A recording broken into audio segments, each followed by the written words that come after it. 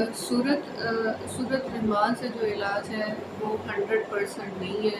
एक सवाल है, ये एक क्वेश्चन है, और ये भी बाकी तरीका इलाज जैसे पानी की थेरेपी है, रोशनी के तरीका इलाज के रोशनी के ज़रिए तरीका इलाज किया जाता है, बिल्कुल इसी तरह इसमें भी 100% रिजल्ट नहीं है। और सेकेंड इसी क्वेश्चन से रिलेटेड है कि नफ्स कैसे बीमार होता है। बीमारी तो जिगर गुर्दे वगैरह फेल होते हैं या दिल का मसला होता है, इसमें नफ्स से क्या इसका रिलेशन है। तो I will try my best to summarise these questions. बीमारी का कोई भी तरीका इलाज हो, उसमें जो अव्वल चीज़ है वो यकसुई है, और उस यकसुई के तरीका इलाज में जो सूरत रहमान का तरीका इलाज है उसमें जो स्टार्ट हो रहा है वो फॉरगिवनेस से स्टार्ट हो रहा है। और फॉरगिवनेस यानी अपने गुनाहों पर नदामत, और जिसका मैंने भी प्रीवियस वीडियो में भी डिस्कस किया था कि जब इंसान गुनाहों पर नादिम होता है तो उसकी पहली किरत की स्टेज में तौबा की स्टेज शुरू होती है। तौबा के बाद दूसरे लेवल्स भी हैं, जैसे जब हज़रत यूसुफ़ अलैहिस्सलाम को एक ख्वाब दिखाया गया था आजमाइश का, तो उन्हें जिला बदल भी किया गया था, उन्हें जुदाई भी सहनी पड़ी थी। एक किरत का लेवल ये भी है।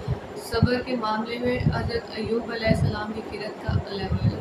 जब खलीलुल्लाह की बात की जाती है, खोज और जस्तजू की बात की जाती है, तो उन्हें अपने माँ बाप से भी जुदा होना पड़ता है, उन्हें अपने माँ बाप के ख़िलाफ़ भी खड़े होकर स्टैंड लेना पड़ता है। जबकि कुरान पाक में ये है कि आप माँ बाप के साथ एंड तक सिला रहमी से होती है, माँ बाप के साथ ओबीडियंस फर्माबरदारी का सलूक करना है। और जब मिसाल आती है हज़रत मूसा अलैहिस्सलाम की किरत की, तो बचपन में ही फ़िरौन के ज़माने की उनको उनकी माँ से बिल्कुल अलहदा करके उनके रिश्तेदारों से अलहदा कर दिया गया था।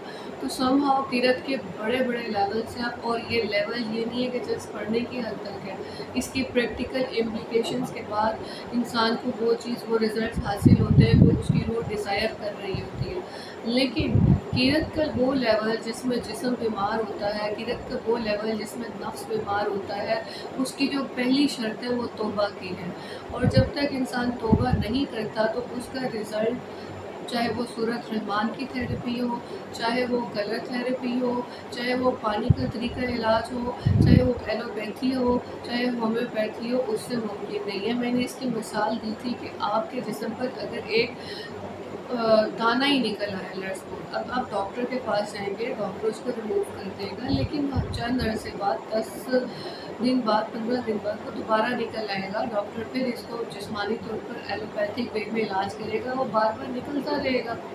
बाय द एंड डॉक्टर भी कह देगा कि ये एक लाइलाज मर्ज़ है। अब जब डॉक्टर लाइलाज कह देगा तो आपको ये सोचना पड़ेगा कि ये इलाज कह तो दिया, क्या दुनिया में वाकई इस मर्ज़ की कोई शिफा नहीं है। तो इस मर्ज़ की वो शिफा होगी कि हमें सबसे पहले रियलाइज़ करना पड़ेगा कि we have some errors in our mind, in our soul, in our body.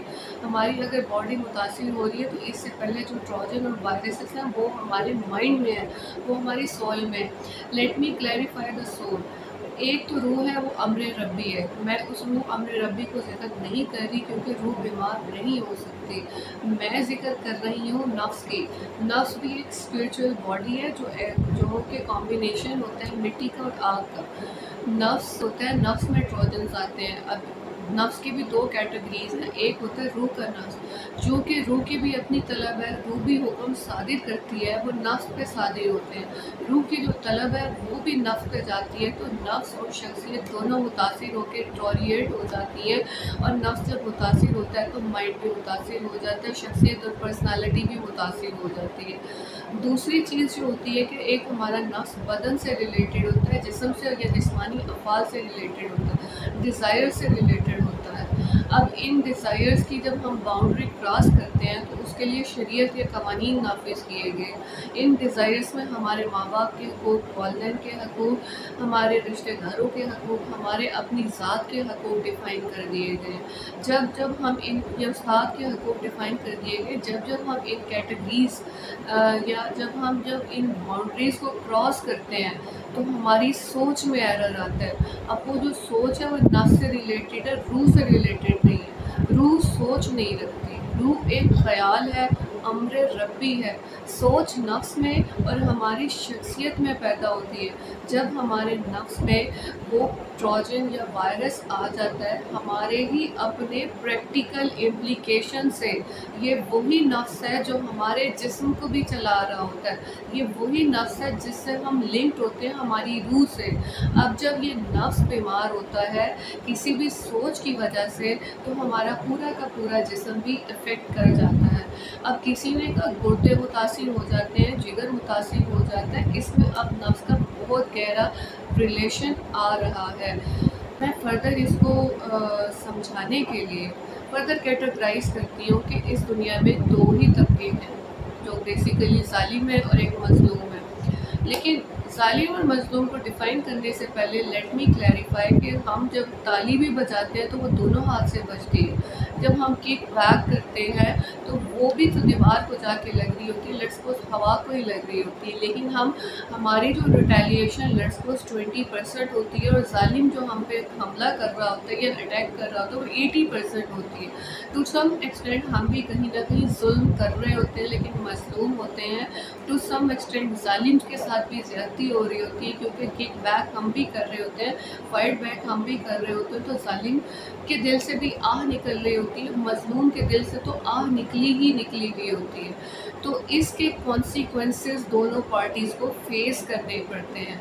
अब बात हो गई कि जिगर क्यों फेल होता है। जिगर तब फेल होता है जब एक स्ट्रॉन्ग आप किसी ने बहुत शदीद किस्म की ज़्यादती कर दी हो, उस ज़्यादती के नतीजे में उसे आह ने घेर लिया हो। आह ये नहीं होगी कि ज़बान से बद्दुआ दे दी जाए, आह ये होगी कि इतना शदीद किस्म का दिल दुख चुका हुआ है कि अब वो डायरेक्ट जाके लग गई है, किसी का जिगर चीर दिया, इतना शदीद दुख है। जब आपने किसी का जिगर चीर दिया है तो उसके लफ्ज़ों ने, जब आपके हाथ या आपके किसी भी अमल से किसी का जिगर चीर दिया गया, उसके दिल से जब आह निकलेगी, एहसास की शिद्दत से जब दुख निकलेगा तो नफ्स आपका बीमार हो जाएगा, क्योंकि हम फ्रीक्वेंसीज रिसीव भी कर रहे होते हैं, हम फ्रीक्वेंसीज रिफ्लेक्ट बैक भी कर रहे होते हैं, दोनों तरह के काम होते हैं। इसी तरह जो गुर्दों का मसला होता है वो इस वजह से होता है कि हम माफ़ नहीं कर रहे होते। दो चीज़ें होती हैं, माफ़ हो नहीं रहे होते, माफ़ कर नहीं रहे होते। तो ये जो पहला टायर होता है वो तौबा का ही टायर होता है। कुरान मजीद के मुताबिक ये किरत ही होती है, किरत का जो टायर है वो तौबा से स्टार्ट हो रहा है। तो जब तक कोई तौबा नहीं करता, ज़ालिम को अपनी गलती का एहसास नहीं होता, वो सूरत रहमान से, वो दुआ से, वो या किसी भी और तरीके से एलोपैथी से इलाज नहीं कर सकता।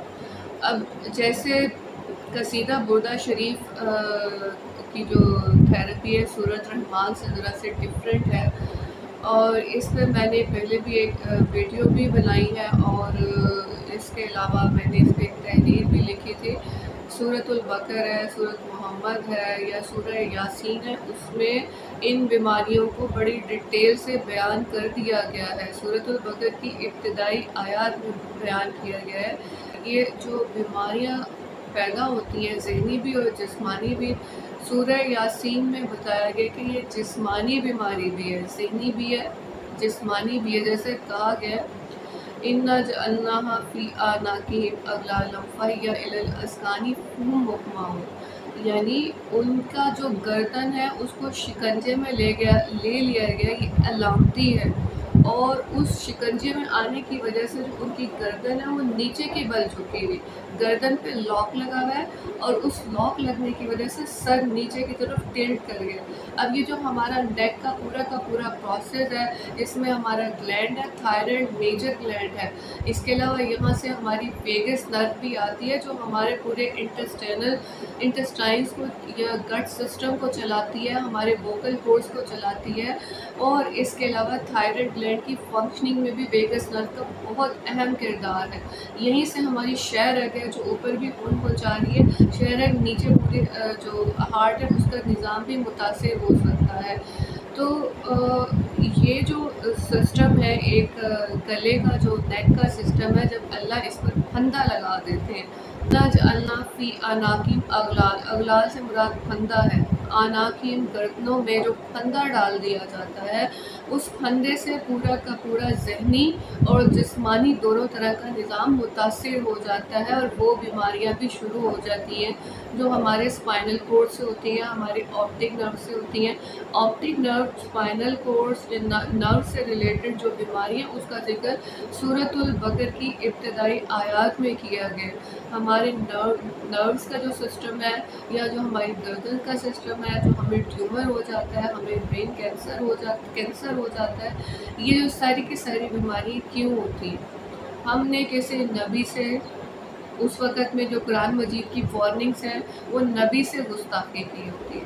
अब नबी के दर्जे पर तो कोई नहीं है, लेकिन हमें ये देखना होगा कि बुजुर्गी के दर्जे पे कौन है। माँ बाप है, कोई और बड़ा है, कोई बुजुर्ग है, कोई वली है, कोई उस्ताद है। यानी हमारे से जो भी दर्जे में बड़ा है और हमने उसकी गुस्ताखी कर दी है तो उसकी माफ़ी बहुत मुश्किल से है। इसकी इतनी वईद है कि अल्लाह खुद भी इसको माफ़ नहीं करता। इस सूरत में जो थेरेपी होती है वो सूरत रहमान की नहीं होती, वो कसीदा बुर्दा शरीफ की होती है। तो मैं क्लियर कर पाई होंगी कि नफ्स बीमार होता है, जिस्म बीमार नहीं होता। बीमारी नफ्स में एग्जिस्ट करती है, बीमारी सोच में एग्जिस्ट करती है। सोच जैसे ही ठीक होती है, तौबा की किरत जैसे ही होती है और वो किरत होनी होती है, वो किरत होगी बीमारी गायब हो जाएगी। वो किरत नहीं होगी तो पहले सर तोड़ कोशिश कर लीजिए, दुनिया के एक कोने से दूसरे कोने तक जाया जाए, वो नहीं होगी। और ये रियलाइजेशन हो जाए, तौबा का दर इंसान के लिए खुलता है, तो तौबा होती है। तब इंसान के दिल में ये आती है आवाज़, रब्बना ज़लमना अनफुसना, कि अल्लाह मैंने अपने नफ्स पर जुल्म किया है। यहाँ तक मैं होप सो बात समझा पाई।